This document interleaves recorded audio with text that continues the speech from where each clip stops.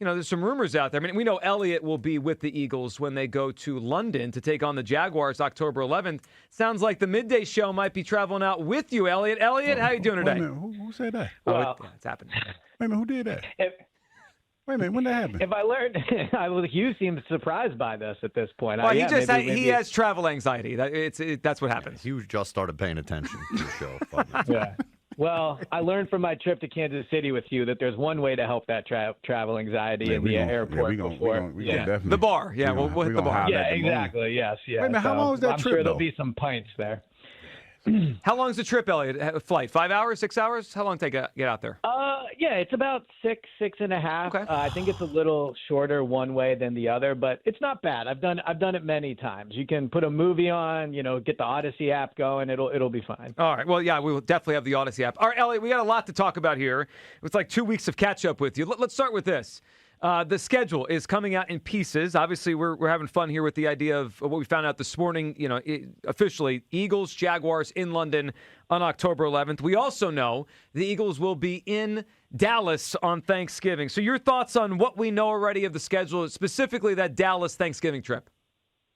Yeah, so I think getting Dallas on Thanksgiving is actually probably the best possible time they could have got them. You could argue, maybe like 1 o'clock, but whenever they play Dallas, it seems to be either like 4:30 or at night or something like that. And they always get smoked, right? It feels like they struggle in Dallas. Last year they lost there. I know Thanksgiving's also a primetime game, but I would just rather play them on that day than on Sunday night or Monday Night Football. So I think that's like a relatively good spot to get them. They are 2-0 in Dallas on Thanksgiving, the last one being with Mark Sanchez as quarterback, so it's been a while, but they are undefeated in Dallas on Thanksgiving. So I think that's a good spot. As far as going to London, the Jaguars were a better team last year. I don't think they have any type of advantage in London. They don't really have real fans, so I'm sure there'll be more Eagles fans there than there will be Jaguars fans. So It'll probably feel like a home game. And I think getting it early in the year, I'm assuming they'll have the bye afterwards. It's a good time to get the bye. So I think that's a good spot of the schedule as well. The one thing I would, Eliot, I would look out for, and I haven't seen it officially yet, because you were talking about, I don't think the Jaguars have an advantage in London, and I would generally agree with you. But I have noticed in recent years, sometimes they'll play back-to-back games there. And I'm not sure if they're going to do that this year, and if the Eagles would be the front end of that. Okay, do you know? And the Eagles are the front end. Okay, well then that's not a big deal. What I was thinking was if it's when they play the second straight game there, right, and their bodies have been acclimated for 2 weeks, and then a brand new opponent comes in, I would guess over time that second game is probably an advantage. But if it being the first one, that's better for the Eagles. Yeah, and that's one thing to keep an eye out for with this. When the Eagles traveled to Brazil back in 2024. I think they went 2 days early, but that was only a 1 hour time difference, 2 hour time difference, if I remember. This one will be more drastic. It's a shorter flight, but I think it'll be 4 or 5 hours, depending. I can't remember if they do daylight savings time or not, but it'll be a bigger time difference. In 2018, they went out and practiced there, I think, 2 days. So when they go out to London will be noteworthy as well. Eliot, before we see the whole picture, and it's coming together a little bit by a little bit here, and tomorrow night we'll have the full picture, what is your thought on their opponents, just overall? I mean, you did the mock schedule, so you kind of have a clear picture of who they're facing. We were talking a little bit about this yesterday. Although the Eagles have a first-place schedule, they kind of lucked out in some ways, just the way some of the divisions that match up with the East fell last year. Like, just for instance, the Eagles or the NFC East will play the NFC North this year. The Eagles obviously match up with the first-place team. That's the Bears. All right, they're probably going to be pretty good again. But, the Lions finished in last place. The Lions could definitely be a good team again. Much better team. So when you think about strength of schedule, that's a negative, I guess, for the Giants who finished in last. So just overall, the way the opponents fell, how do you feel about the slate of teams they're going to play? Yeah, another advantage, the Eagles get the Steelers, whereas the second-place team gets the Ravens. That's a big difference, I think the Ravens will be a much better team than the Steelers this year. I think the slate of opponents, with the obvious caveat of you never know until the game comes, I think it's kind of extremes, right? There's a lot of really winnable games on there. The Colts, the Texans, the Jags, the Steelers, all those teams have varying degree of argument for being a good team. But I think the Eagles are a better team than all of those teams right now. The Panthers at home, that's a winnable game. The Cardinals on the road, another winnable game. But the flip side of that is they have the Niners, they have the Rams, they have the Seahawks, and they have Chicago, who I all think going into this season probably deserve to be ahead of the Eagles on any power ranking. I think they're close to some of them. I think Seattle could obviously have a Super Bowl hangover, which we've seen in Philadelphia the past 2 times they've gone.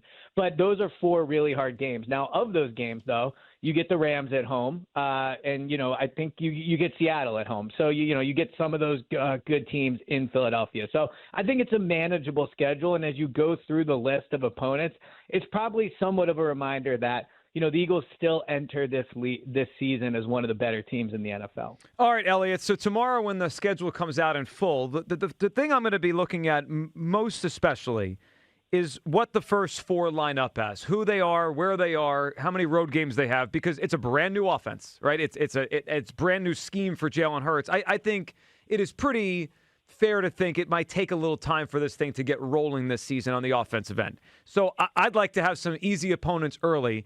Eliot, when you made your mock schedule, what went into the way you kind of were lining up? Was it Arizona week 1 you kind of gave him? Or was it Indianapolis, Arizona? One of those 2. I think it was Indianapolis week 1, Arizona week 2, the Giants, if I remember correctly, week 3.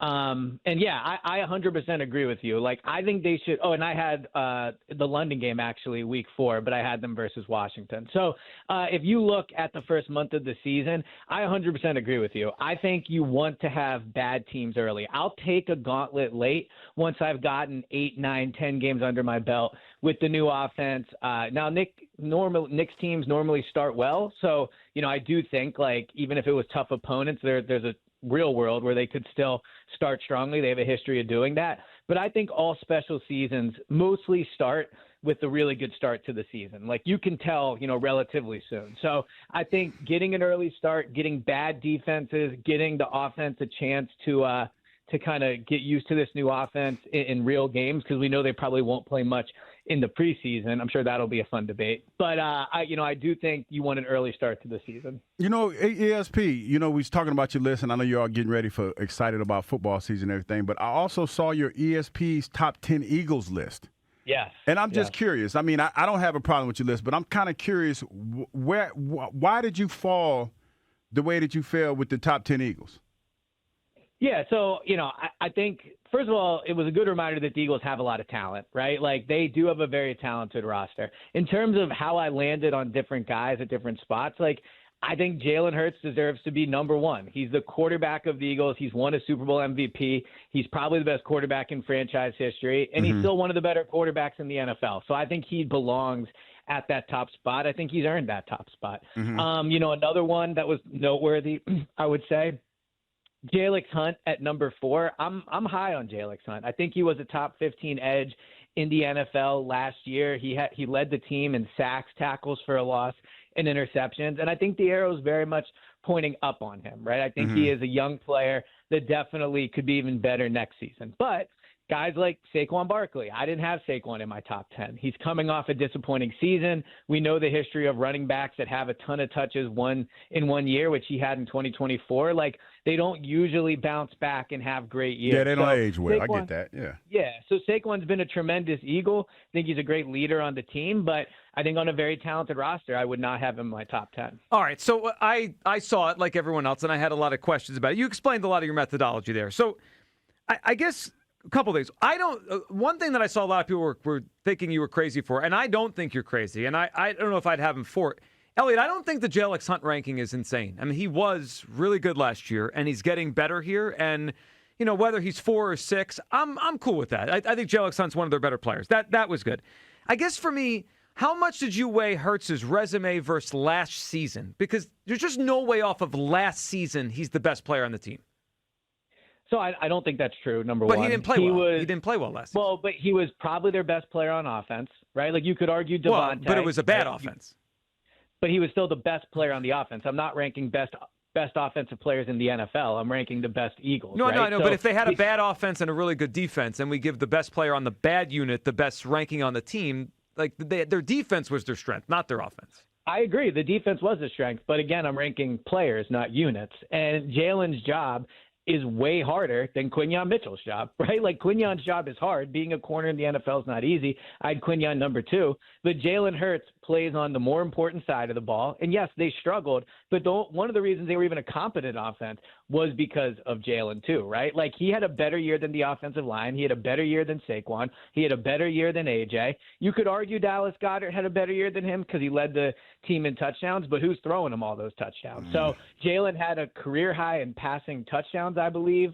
So he had a relatively good year. Now, he didn't have a great year, and there were definitely weeks where the offense struggled because of him, but he's the most important player on the team. And yes, resume matters. He has the toughest job in the city, and he's done it at an elite level. So, yeah, I think all that adds up to him being number 1. How close were Quinyon and Cooper to being flipped? I thought those two next to each other was perfect, because I think they belong next to each other wherever they go on the list. Symbiotic. Eliot, I think there's a case to be made that Cooper is the better player because of he provides something against the run and the pass. While Quinyon, is obviously excellent, but more of just a cover corner. How close was that for you? So they're both excellent players. I think Quinyon is maybe not a full level above Cooper, but he is a number 1 outside corner that shuts down number 1 receivers. Like, I know Cooper is helpful against the run. He goes up against number 1 receivers in the slot. He's made big plays against number 1 receivers. So he clearly is an elite player as well. But there's just a difference. And that difference is going to be an interesting one to see discussed a year from now because they're both going to be contract, eligible for a new deal. Quinyon's going to get paid. If Quinyon has a year, anything close to the past 2 years he's had, he might be the top paid player, maybe not in all of the defensive, players in the league, but he'll probably be the number 1 corner. Cooper, that's a different discussion. Like, nickel corners don't get paid anywhere close to what outside corners get. So I get your point, and I do think he's an obviously an outstanding player that makes plays. But what Quinyon does is just valued more in the league. Eliot, if you had to go back and change something, or you think like 6 months from now, you'd be like, yeah, I missed that one. Like, what was the one that had you like, I don't know what to do with this player? Is it Saquon out of the list or something else? So I think Saquon has a chance for sure. If the offensive line is better, if the offense is clicking, I think Saquon showed he still has that burst to an extent. So I could definitely end up looking really silly with Saquon. But I think the player is Jonathan Grenard. I almost put him on the list, but since he's never played for the team yet, and there were a lot of other good options, I didn't end up putting him number 10. But Grenard could end up top 5. I mean, he was 2 years ago one of the best edges in football. I think he probably is the best edge right now. Like, Jalix Hunt, I think, has more upside than Grenard, but Grenard has clearly accomplished things that Hunt has not. So I think, this time next year when I put my list out again, I think there's a good chance Grenard will be really high on it. I think Devontae's in the top 3 next year when you do your list, if I had to guess. I'm just looking at guys that can move up. I don't. He's going to be the number 1 receiver on the team. Yeah, he already gets 120-plus targets a year. Let's not act like he's some hidden weapon that's yet to be discovered. Well, but he can also get better. He can improve. Well, Jackson Smith and Jigba was sort of a quote-unquote, by that logic, hidden weapon behind DK Metcalf. Yeah, but that's fair. I mean, look, we'll see. Like, I think Devontae is an excellent player. I think he's probably a top 11-ish player at his position in the NFL.